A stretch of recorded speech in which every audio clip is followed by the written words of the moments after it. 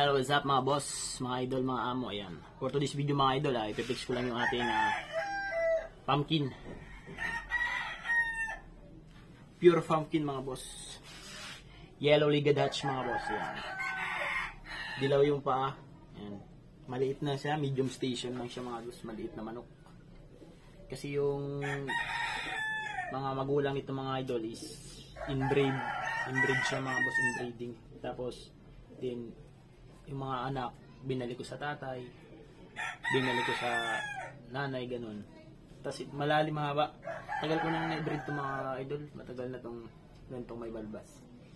Bali, ano itong mga idol is, siguro mga kulang-kulang ano na, 7 years or 8 years, mga ganun.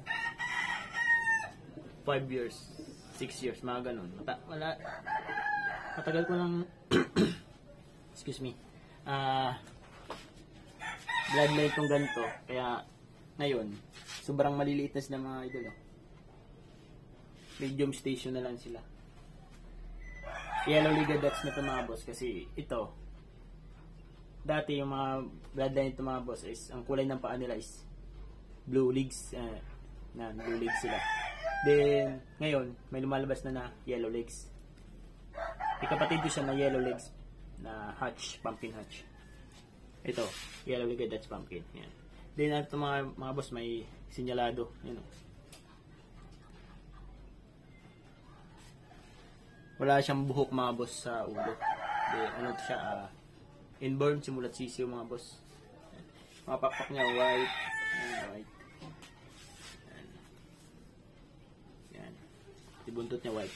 Disclaimer muna mga boss, disclaimer. No animal was harm in the making of this video mga boss. Yan.